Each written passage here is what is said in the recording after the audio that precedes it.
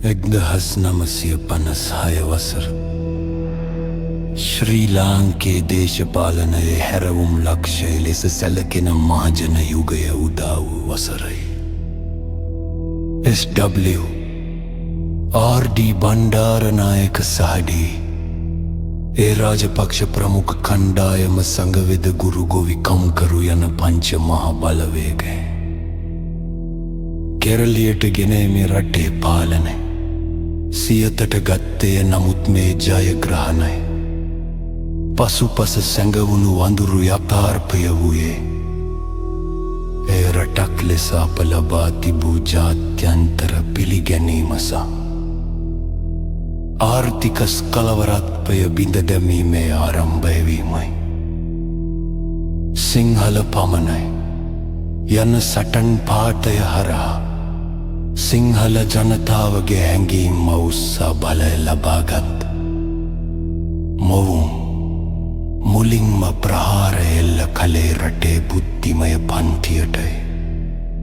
ඉංග්‍රීසි භාෂාවට තිබූ තැන අහිමි කිරීම හරහා එතෙක් ලෝකය සමඟ කරට කර සිටි අපේ උගතුන් කොන්විය විශේෂයෙන්ම බර්ගර් ජාතිකයන් සහ දක්ෂ දෙමළ ෘත්තිකයන් විශාල වශයෙන් රට හැර යාම ආරම්භ වූයේ මේ කාලයේදී බුද්ධි ගලනය නමැති ශාපය අපේ රටට උරුම වූයේ එලෙසිනි.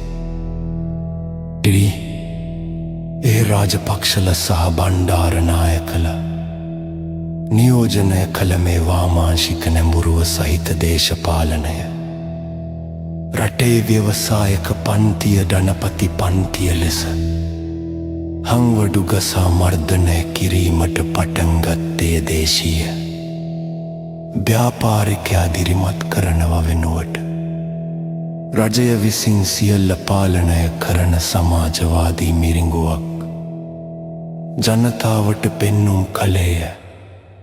වසර කිහිපයක් ඇතුළත ආසියාවේ ජපානයට පමණක් දෙවැනි වූ ඒ සමෘද්ධිමත් රාජ්‍ය සේවය දේශපාලනීකරණය වියදක්ෂතාවය වෙනුවට දේශපාලන හිතවත්කම රජයේ රැකියාවල සුදුසුකම බවට පත්විය ජාතික හැඳුනුම් පත පවා පාලනය සඳහා යොදා ගැනීමේ මූලික අඩිතාලම වැටෙද්දී රටේ අනාගතය තීරණය කරන තාක්ෂණය සහ නවීන අධ්‍යාපනය බටහිර ගැති දේ ලෙස හංවඩු ගැසුනි. 1948 නිදහසින් පසු අප සතුව තිබූ ඒ රම්මන් අවස්ථාව ජනප්‍රියවාදයේ සහ වාමාංශික අන්තවාදයකින්නට හසුවී අලුවන්නට පටන් ගත්තේ ලෙසිනි.